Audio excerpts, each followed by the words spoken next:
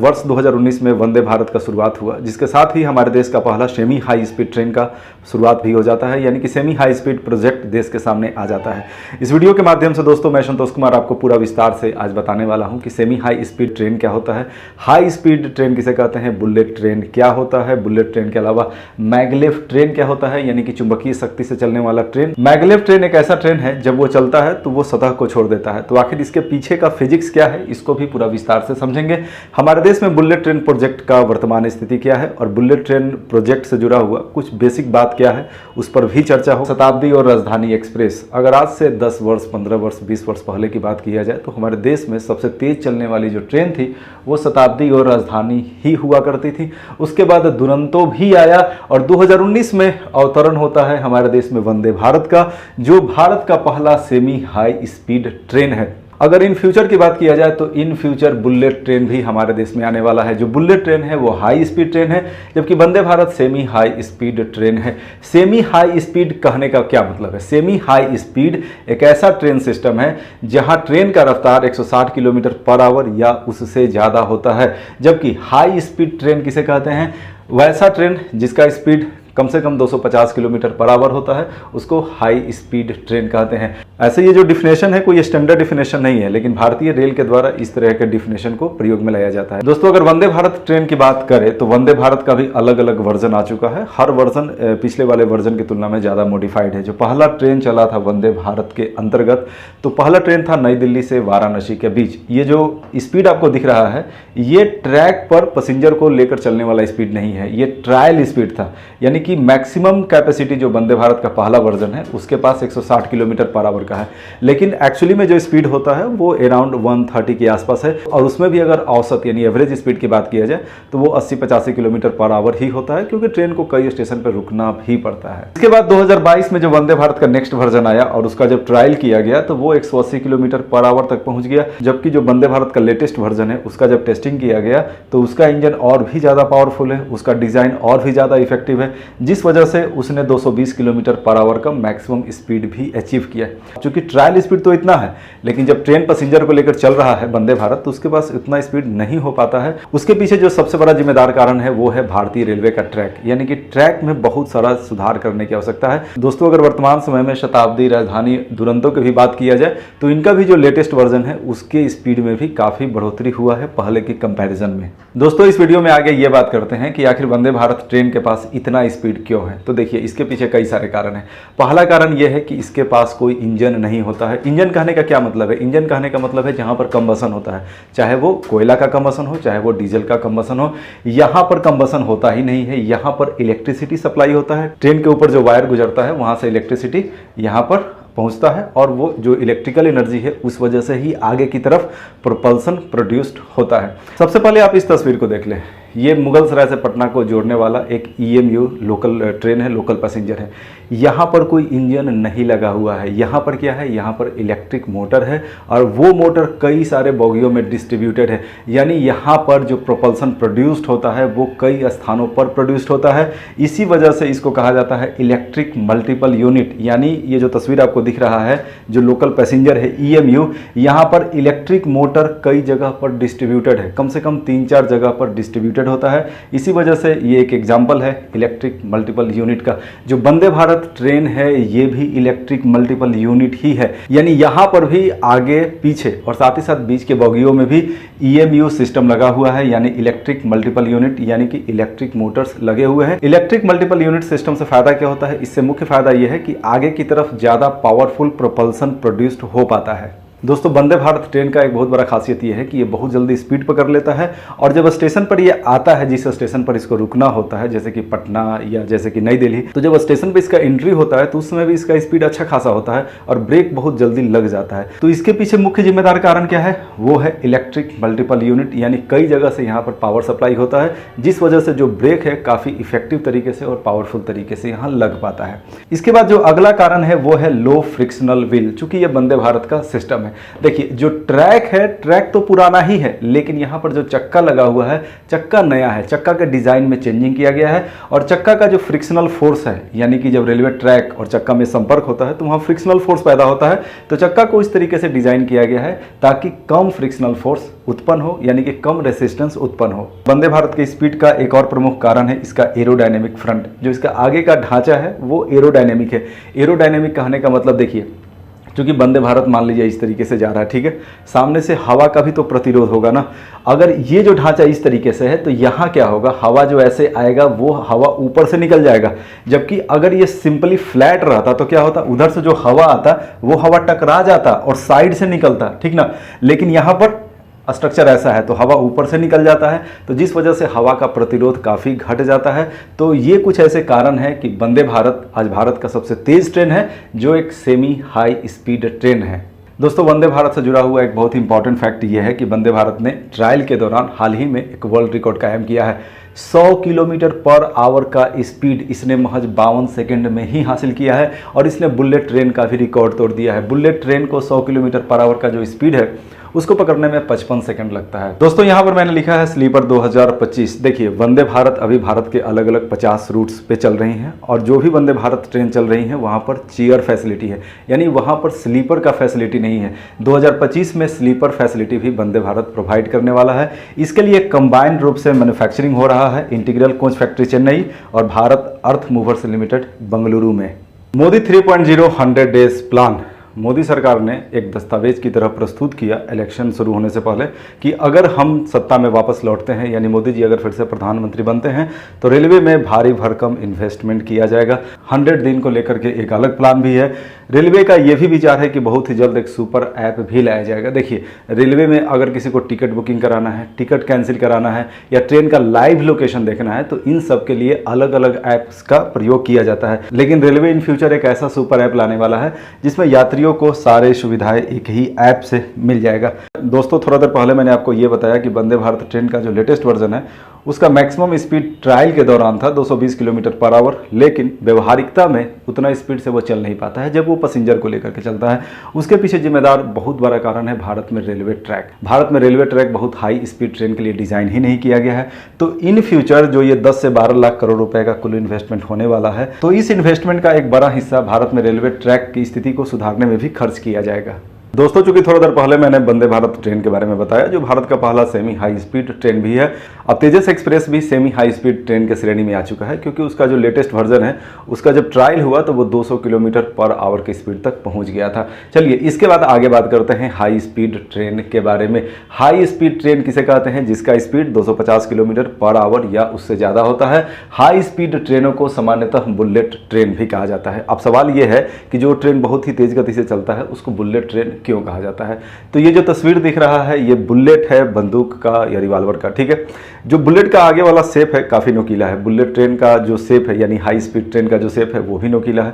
Bullet जब बंदूक से निकलता है, रिवाल्वर से निकलता है तो काफ़ी तेज गति से चलता है, और ये जो हाई स्पीड ट्रेन है इसका भी तो स्पीड काफ़ी ज़्यादा है। तो ये रिवाल्वर के बुलेट के साथ इसका कंपैरिजन करते हुए ही संभवतः हाई स्पीड ट्रेन को बुलेट ट्रेन नाम दिया गया है। दोस्तों चलिए इसके बाद बुलेट ट्रेन का क्लासिफिकेशन कर लेते हैं। स्टील के रेल और पहियों से चलने वाला जो बुलेट ट्रेन है वो इसका पहला टाइप हो गया, और दुनिया में चूंकि अभी कम से कम 15 देशों में बुलेट ट्रेन है यानी हाई स्पीड ट्रेन है, तो उसमें जो मैक्सिमम बुलेट ट्रेन है यानी कि दुनिया में भी जो मैक्सिमम बुलेट ट्रेन रन कर रहा है तो वो स्टील का रेल कहने का मतलब रेलवे लाइन और पहिया, तो वो जो ट्रेडिशनल सिस्टम है उस तरीके से ही वो ऑपरेट हो रहा है। हाँ उसके पास स्पीड काफ़ी ज़्यादा है, तो ये एक प्रकार हो गया पहला। जबकि जो दूसरा प्रकार है वो है मैगलेव ट्रेन। मैगलेव 2 वर्ड से बना है, MAG मैग यानी कि मैग्नेटिक और LEV लेव यानी कि लेविटेशन।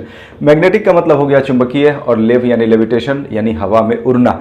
यानी जो मैगलेव ट्रेन है वो हवा में उड़ते हुए चलता है। इसके बारे में, इसका जो फिजिक्स है, इसका जो भौतिकी है, उसके बारे में इस वीडियो के लास्ट में चर्चा करेंगे। दोस्तों अभी हम यहाँ बात कर रहे हैं स्टील के रेल और पहियों पर चलने वाले बुलेट ट्रेन के बारे में। दोस्तों आपको पता ही होगा कि भारत में बुलेट ट्रेन प्रोजेक्ट का शुरुआत हो चुका है, यानी भारत में बहुत ही जल्द बुलेट ट्रेन अब आने वाला है। ये बुलेट ट्रेन कहाँ से कहाँ चलेगा? तो ये बुलेट ट्रेन अहमदाबाद से मुंबई तक चलने वाला है।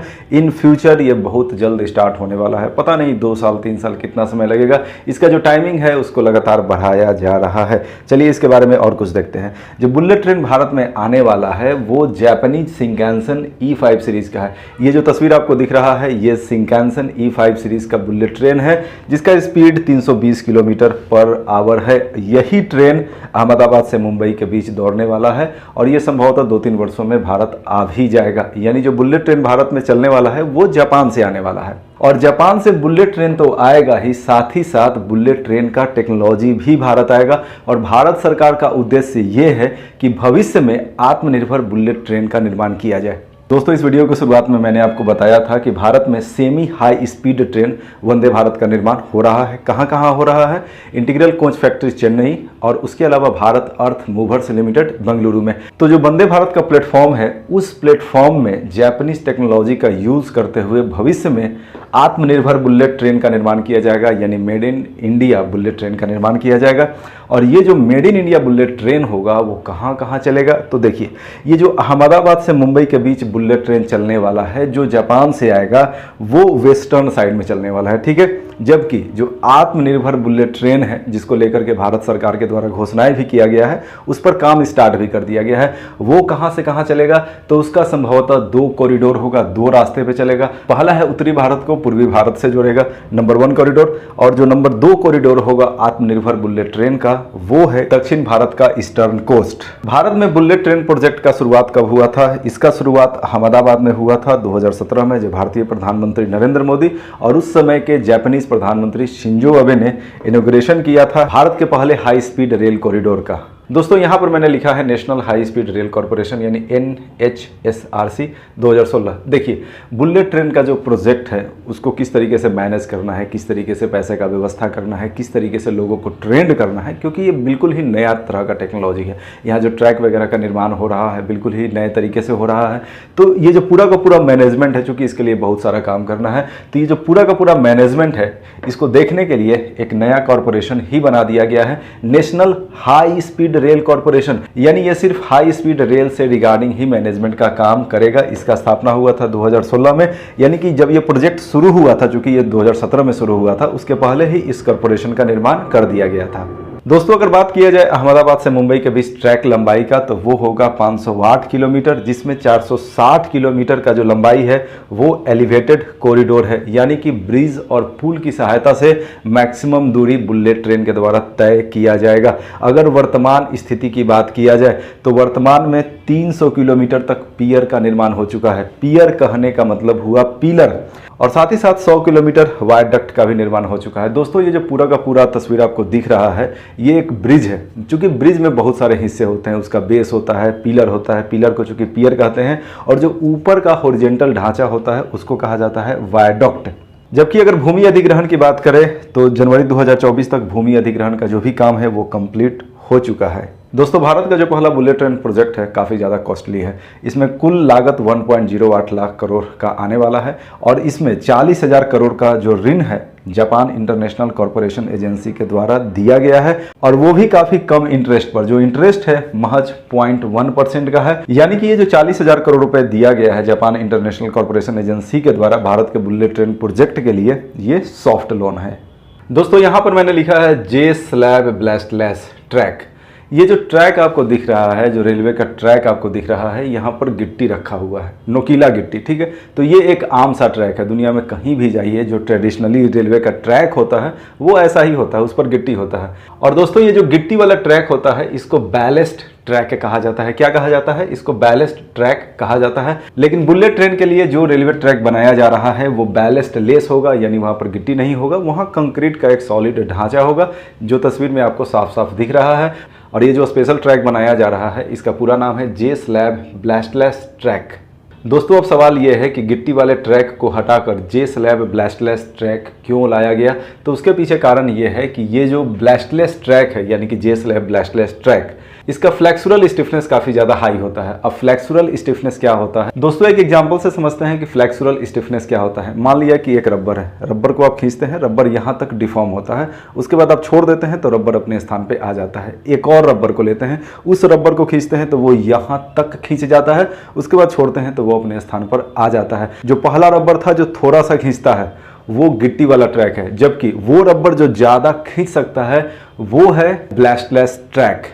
चूंकि बुलेट ट्रेन का जो स्पीड है काफ़ी ज़्यादा होने वाला है, बुलेट ट्रेन के इतने ज़्यादा स्पीड की वजह से ट्रैक पर जो फोर्स है वो कहीं ज़्यादा लगने वाला है। दोस्तों अगर दूसरे शब्दों में कहें तो ट्रैक पर ज़्यादा लोड पड़ने वाला है, जिस वजह से ट्रैक में जो डिफॉर्मेशन है वो ज़्यादा होने वाला है। यानी ट्रैक को ऐसा बनाना होता है कि वो ज़्यादा डिफॉर्मेशन को सह सके। दोस्तों इसको एक एग्जांपल से समझिए, ट्रेन जब पटरी से गुजरता है तो पटरी में हल्का सा डिफॉर्मेशन आ जाता है। ट्रेन का स्पीड जितना ज़्यादा होगा वो डिफॉर्मेशन उतना ही ज़्यादा होगा। मान लिया जाए कि एक नॉर्मल जो ट्रैक है वहाँ पर कोई ट्रेन 50-60 किलोमीटर की स्पीड से चलता है, एक एग्जाम्पल मानते हैं, वहाँ किसी ट्रेन को अगर 200 किलोमीटर की स्पीड से दोहरा दिया जाए तो वहाँ जो वाइब्रेशन है इतना ज़्यादा हो जाएगा कि पटरी उखड़ना शुरू हो जाएगा। इसका मतलब क्या हुआ? इसका मतलब यह है कि वो जो ट्रैक है उसका फ्लेक्सुरल स्टिफनेस कम है। तो ट्रैक के फ्लेक्सुरल स्टिफनेस को बढ़ाना क्यों जरूरी है? ताकि वहां पर तेज गति की ट्रेनें चल सकें। तो इस तरीके से फ्लेक्सुरल स्टिफनेस को बनाने के लिए गिट्टी को हटा दिया गया है और उसका स्थान ले लिया है सॉलिड कंक्रीट ने। दोस्तों चलिए आगे बात करते हैं मैगलेव ट्रेन के बारे में। मैगलेव ट्रेन यानी कि एक ऐसा ट्रेन जो मैग्नेटिक फील्ड की सहायता से हवा में लटकते हुए काफ़ी हाई स्पीड के साथ चलता है। आखिर इसका क्या फिजिक्स है, चलिए जरा उसको समझ लेते हैं। और उसके भी पहले ये तस्वीर आप देख ले मैगलेव ट्रेन का। ये मैगलेव ट्रेन का ट्रैक है। यहाँ पर आपको कोई रेल का लाइन नहीं दिख रहा है और साथ ही साथ यहाँ लोहा का चक्का भी नहीं है। यहाँ मैग्नेटिक फील्ड की सहायता से सब कुछ ऑपरेट होता है। मैगलेव ट्रेन जब स्टेशन को छोड़ता है यानी कि वो अपनी स्पीड को जैसे धीरे धीरे बढ़ाता है तो वो शुरुआत करता है रबर के चक्का पर, यानी शुरुआत में वो रबर के चक्का पर चलना शुरू करता है। जैसे ही स्पीड 150 किलोमीटर पर आवर का हो जाता है लेविटेशन स्टार्ट हो जाता है। लेविटेशन कहने का मतलब वो जमीन को छोड़ देता है, वो हवा में आ जाता है। अब ऐसा क्यों होता है, चलिए जरा इसको समझते हैं। दोस्तों ये आपको दिख रहा है हवाई जहाज। हवाई जहाज जब उड़ान भरने वाला होता है तो सबसे पहले वो रनवे पर दौड़ता है और जैसे ही एक खास स्पीड पर पहुंच जाता है वो सतह को छोड़ देता है, यानी कि वो लेविटेट हो जाता है। हालांकि वहां पर लेविटेशन का यानी हवा में लटकने का प्रोसेस कुछ और है, उस पर नहीं जाएंगे। बस मैं आपको एक एग्जांपल से समझा रहा हूं कि जैसा वहां पर होता है हवाई जहाज के केस में लगभग यहां भी ऐसा होता है। यहां का सिद्धांत क्या है? यहां का सिद्धांत है मैग्नेटिज्म यानी कि चुंबकीय क्षेत्र। तो 150 किलोमीटर पर आवर की स्पीड पर पहुंचने पर क्या होता है, रबर का चक्का अंदर की तरफ चला जाता है और मैग्नेटिक फील्ड के प्रभाव में लटकते हुए जो मैगलेव ट्रेन है काफी तेज रफ्तार से चलना शुरू करता है। अब चूंकि मैगलेव ट्रेन मात्र 3 देशों में ही चलता है, चीन, जापान और दक्षिण कोरिया, और उसमें भी जो सबसे मैक्सिमम स्पीड अचीव हुआ है मैगलेव ट्रेन के द्वारा ट्रायल के दौरान तो वो चीन में हुआ है 623 किलोमीटर पर आवर। यानी कि मैगलेव ट्रेन का ट्रायल के दौरान जो मैक्सिमम स्पीड अभी तक रिकॉर्ड किया गया है वो है 623 किलोमीटर पर आवर। हालांकि जो सबसे फास्टेस्ट मैगलेव ट्रेन चीन में है जिसने ट्रायल के दौरान इतना स्पीड अचीव किया था, एक्चुअली में वो उतना स्पीड पे नहीं चलता है, अराउंड 400-450 किलोमीटर की स्पीड पर वो चलता है। दोस्तों यहाँ पर जो आपको तस्वीर दिख रहा है यहाँ पर 2 चुंबक है। चूंकि कोई भी चुंबक है उसमें नॉर्थ पोल होता है और साउथ पोल होता है। नॉर्थ पोल या साउथ पोल यानी कि सेम पोल के बीच क्या होता है, रिपल्सन होता है, जबकि अपोजिट पोल यानी कि नॉर्थ पोल साउथ पोल या साउथ पोल नॉर्थ पोल में क्या होता है, अट्रैक्शन होता है। दोस्तों कल्पना कर ले कि एक फ्लैट सतह है, यहाँ पर एक चुंबक रखा हुआ है, यहाँ पर एक चुंबक रखा हुआ है, दोनों चुंबक का जो सेम पोल है आमने सामने है। जैसे ही ये जो चुंबक है इसके तरफ इस चुंबक को आप ले जाएंगे ये चुंबक दूर भागने लगेगा। ऐसा क्यों है? ऐसा है रिपल्सन की वजह से, क्योंकि सेम पोल में रिपल्सन होता है। दोस्तों ये दोनों चुंबक एक दूसरे को आकर्षित भी कर सकते हैं। किस कंडीशन में ऐसा कर सकते हैं? जब इस मैग्नेट का नॉर्थ पोल और इस मैग्नेट का साउथ पोल आमने सामने हो। दोस्तों एक और तस्वीर को देखिए, यहाँ पर 3 मैग्नेट है, एक ब्लू कलर का है, एक रेड कलर का है और एक येलो कलर का है। जो रेड और येलो कलर का मैग्नेट है वो लटका हुआ है। अब सवाल है कि येलो कलर और रेड कलर का मैग्नेट क्यों लटका हुआ है? उसके पीछे कारण यह है कि 2 मैग्नेट अगर आमने सामने है और दोनों का अगर सेम पोल आमने सामने है तो वहाँ पर रिपल्सन होता है। तो इस वजह से ही यहाँ पर रेड और येलो कलर का जो मैग्नेट है वो हवा में लटका हुआ है। दोस्तों ये तस्वीर मैगलेव ट्रेन और उसके ट्रैक का है। मैगलेव ट्रेन का जो ट्रैक है उस ट्रैक के अंदर भी मैग्नेट लगा हुआ है और साथ ही साथ जो मैगलेव ट्रेन है उसके अंदर भी मैग्नेट लगा हुआ है और साथ ही साथ ट्रैक के दोनों साइड भी मैग्नेट लगे हुए हैं। दोस्तों चलिए इस तस्वीर को देखते हैं। मान लिया कि ये एक बॉगी है मैगलेव ट्रेन का। चूंकि मैग्नेट इसके अंदर भी लगा हुआ है और इसके बाहर भी मैग्नेट है ट्रैक के दोनों साइड में। यहाँ पर north south north south north south यहाँ भी और यहाँ भी, यानी ट्रैक के दोनों साइड पर लगा हुआ है अल्टरनेट रूप से, जबकि ट्रेन के अंदर भी अल्टरनेट रूप से नॉर्थ साउथ पोल का डिस्ट्रीब्यूशन है। मान लिया कि किसी क्षण ये अवस्था है, एक्चुअली में यहाँ तो ट्रेन लगातार कंटिन्यूअसली मूव कर रहा है, लेकिन मान लिया कि किसी इंस्टेंट पर ऐसा कंडीशन है, मान लिया कि किसी क्षण किसी इंस्टेंट पे यहाँ पे नॉर्थ पोल है, ये नॉर्थ पोल जो ट्रैक वाला है इसको क्या करेगा, इसको आगे की तरफ धकेलेगा, जबकि ये जो साउथ पोल है जो ट्रैक में लगा हुआ है वो क्या करेगा, इसको इधर की ओर खींचेगा। तो फाइनली रिजल्टेंट रूप से, परिणामी रूप से इधर की तरफ एक फोर्स लगेगा, प्रोपल्सन फोर्स लगेगा। और सेम कंडीशन यहाँ भी है, देखिए यहाँ साउथ पोल, यहाँ साउथ पोल, तो ये साउथ पोल इसको रिपेल करेगा, जबकि ये जो नॉर्थ पोल है इसको इधर की तरफ अट्रैक्ट करेगा, यानी इधर की तरफ एक प्रोपल्सन फोर्स रिजल्टेंट रूप से काम करने लगेगा। तो इस तरीके से ये ट्रेन इधर की तरफ मूव करता है। दोस्तों इस तस्वीर को आप देखिए, चूंकि ट्रैक के अंदर भी मैग्नेट है और ट्रेन के अंदर भी मैग्नेट है। चूंकि थोड़ा देर पहले ही मैंने आपको एग्जांपल बताया कि दो मैग्नेट अगर एक दूसरे के ऊपर है और दोनों का सेम पोल आमने सामने है तो ऊपर वाला जो मैग्नेट है वो हवा में लटक जाएगा। तो सेम कंडीशन यहाँ भी अप्लाई होता है। तो यहाँ भी वैसा ही होता है, ट्रैक के अंदर जो मैग्नेट है और ट्रेन में जो मैग्नेट है दोनों आमने सामने होते हैं और दोनों का सेम पोल आमने सामने होता है। इस वजह से ये जो ट्रेन है पूरा का पूरा ट्रेन ही हवा में लटक जाता है। तो इस तरीके से आपको समझ में आ गया होगा कि ट्रेन हवा में लटक कैसे जाता है।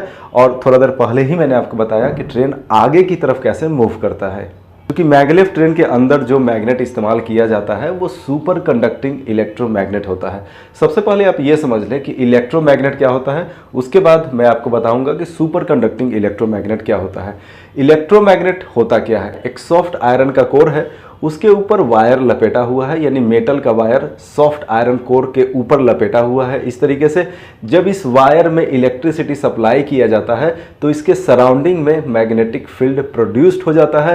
यानी दूसरे शब्दों में आप कह सकते हैं कि जब इलेक्ट्रिसिटी यहाँ सप्लाई होता है तो ये जो पूरा का पूरा सिस्टम है एक मैग्नेट की तरह, यानी एक चुंबक की तरह काम करने लगता है। दोस्तों लेकिन मैग्लेव ट्रेन के अंदर इलेक्ट्रोमैग्नेट नहीं होता है, यहाँ पर सुपर कंडक्टिंग इलेक्ट्रोमैग्नेट होता है। अब सुपर कंडक्टिंग इलेक्ट्रोमैग्नेट क्या होता है, उसका भी बेसिक कॉन्सेप्ट यही है, लेकिन वहाँ पर जो सिंपल वायर लपेटा हुआ होता है इलेक्ट्रोमैग्नेट में, उसके स्थान पर सुपर कंडक्टिंग इलेक्ट्रोमैग्नेट में नियोबियम टाइटेनियम का वायर लपेटा हुआ रहता है, और वो भी काफ़ी कम टेम्परेचर पर, क्योंकि सुपर कंडक्टिंग प्रॉपर्टी काफ़ी लो टेम्परेचर पर ही पॉसिबल हो पाता है। और ये जो पूरा का पूरा सिस्टम है, यानी सुपर कंडक्टिंग इलेक्ट्रोमैग्नेट का जो मैग्लेव ट्रेन के अंदर होता है, ये पूरा सिस्टम अप्रोक्स 40 केल्विन से लेकर के 60 केल्विन टेम्परेचर पर ऑपरेट होता है, यानी कि बहुत ही कम तापमान पर इस पूरे सिस्टम को रखा जाता है। अब एक और सवाल है, आखिर इलेक्ट्रोमैग्नेट के स्थान पर सुपर कंडक्टिंग इलेक्ट्रोमैग्नेट का यहाँ पर आवश्यकता क्यों पड़ता है? देखिए, जो सिंपल इलेक्ट्रोमैग्नेट होता है वहाँ सिंपल तरह का वायर होता है और सिंपल वायर का रेसिस्टेंस काफ़ी ज़्यादा होता है। जैसे ही इलेक्ट्रिसिटी सिंपल वायर में जाएगा, बहुत सारा जो इलेक्ट्रिकल एनर्जी है उसका लॉस हो जाता है, क्योंकि इसमें रेसिस्टेंस काफ़ी ज़्यादा होता है। जैसे ही हम सिंपल वायर के स्थान पर सुपर कंडक्टिंग नियोबियम टाइटेनियम का इस्तेमाल करते हैं, और वो भी लगभग इस टेम्परेचर पे, तो वहाँ पर रेसिस्टेंस लगभग 0 होता है, यानी इलेक्ट्रिकल एनर्जी का लॉस नहीं होता है, जिस वजह से ज़्यादा पावरफुल मैग्नेटिक फील्ड प्रोड्यूस्ड हो जाता है। चूंकि यहाँ मेन काम क्या है, मेन काम यही है कि ट्रेन के अंदर एक पावरफुल मैग्नेटिक फील्ड जनरेट हो। चूंकि हमारा देश बुलेट ट्रेन प्रोजेक्ट पे काम कर रहा है और आने वाले समय में आत्मनिर्भर भारत बुलेट ट्रेन प्रोजेक्ट पर भी भारत काम करने वाला है, तो सवाल ये है कि क्या भारत आने वाले समय में मैग्लेव ट्रेन टेक्नोलॉजी पर काम करने वाला है? अब ये तो समय बताएगा, क्योंकि ये जो टेक्नोलॉजी है काफ़ी ज़्यादा कॉस्टली टेक्नोलॉजी है। दोस्तों अगर मैं यहाँ अपना विचार प्रस्तुत करूँ तो मेरा मानना यह है कि चूंकि सबसे पहले जो बुलेट ट्रेन का शुरुआत होगा वो जापानीज बुलेट ट्रेन से होगा, उसके बाद जापानी टेक्नोलॉजी की सहायता से वंदे भारत के प्लेटफॉर्म पर आत्मनिर्भर बुलेट ट्रेन का विस्तार होगा, उत्तर भारत में होगा, दक्षिण भारत में होगा। जैसे ही आत्मनिर्भर भारत बुलेट ट्रेन सफलतापूर्वक संचालित होने लगेगा तो निश्चित ही भारत सरकार का ध्यान केंद्रित होगा मैग्लेव ट्रेन पे, और वो समय भी दूर नहीं जब भारत में भी मैग्लेव ट्रेन का टेक्नोलॉजी आएगा, भारत में भी मैग्लेव ट्रेन दौड़ेगी, जिस तरीके से हमारे कंपटीटर देश चीन में मैग्लेव ट्रेन दौड़ रही है।